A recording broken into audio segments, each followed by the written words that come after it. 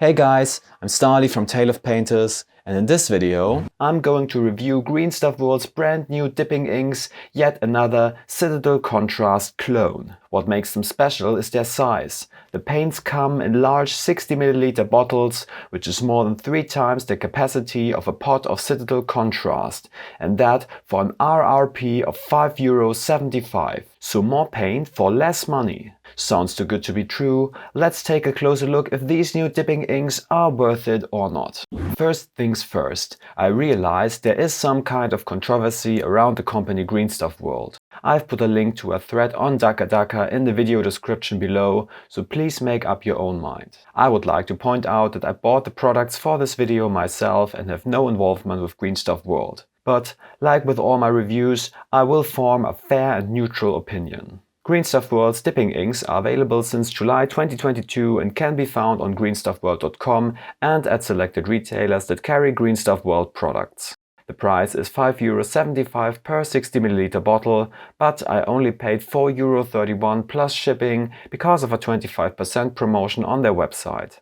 There are 24 colors in total, a good mix of vibrant and more muted colors such as cream, brown and skin tones. The selection is roughly comparable to the size of the original contrast color range or the Army Painter's Speedpaint range. The first thing I noticed when browsing the website is that Green Stuff World uses digitally colored 3D renderings to represent the colors. My experience is that there are often miles of difference between a digital rendering and the color in real life. Whoever bought colors online from a paint swatch will know. There are 4 videos on Green Stuff World's YouTube channel where all 24 colors are brushed on a model, and here the results look very different from the 3D renderings. Be aware before buying.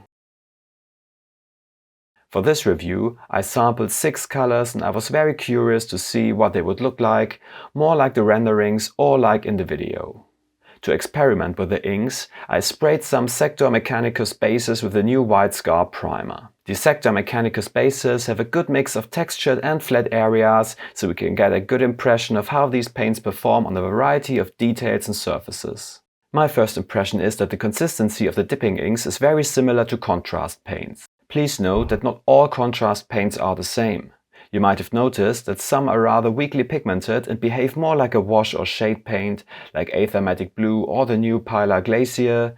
Others are very dark and do a lot of tinting, like Leviathan Blue and Cygor Brown. And then just recently, they added colors like Magma Drop Flame and Bile Red, which produce a smooth but flat result without much shading and highlighting. Green Stuff World's dipping inks lie well in the middle, perhaps tend a little towards the weaker side, but they tint the surface as well, and I see deep shadows and subtle highlights where the medium pulled the paint from the edges.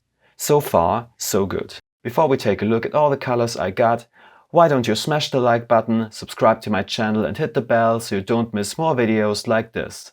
You can also support me on Patreon for exclusive tutorials and resources. Thanks a lot, and here is the first color I bought. Skeleton Brown Dip is a warm mocha brown. It's similar to Snakebite Leather but less yellowish, which I really like. Compared to Wildwood Contrast and Darkwood Speed Paint, it is slightly lighter and warmer. I see a nice contrast between light and dark on the textured areas of the base, and the ink has also spread well on the flat areas without too much pooling.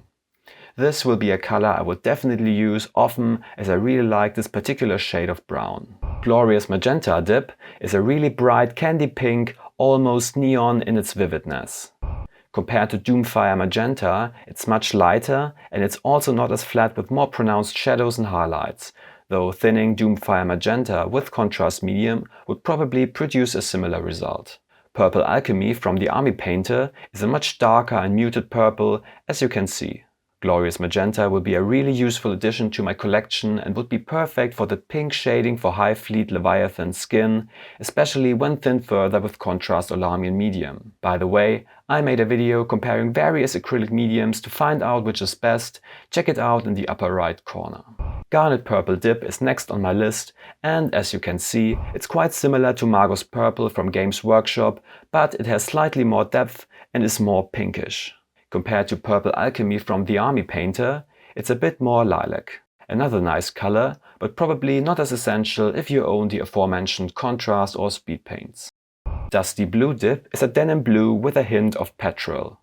The closest contrast paint would be the new Storm Fiend, but Dusty Blue is much lighter. The Army Painter doesn't really have a denim blue speed paint. Their Cloudburst Blue is much darker and more of a neutral blue. Again, I really like the result on the base here, good amount of shading with soft transitions. Azure Dip is a turquoise with a hint of cyan, most similar to Athematic Blue but more cyan in comparison and not as dark as Croxigore Scales or Achillean Green.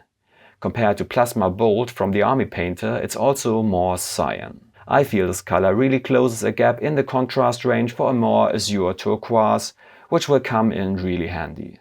Finally, I got Turquoise Ghost Dip, which is actually more of a teal green. It's quite similar to Eldari Emerald from Games Workshop, but slightly cooler and a nuance more neutral. The Army Painter doesn't really have a blue-green speed paint, so I also added a comparison of Terradon Turquoise, which is much darker than Turquoise Ghost Dip. Now that we've tried the colors in real life, question is, how do they compare to the 3D rendered promo pictures?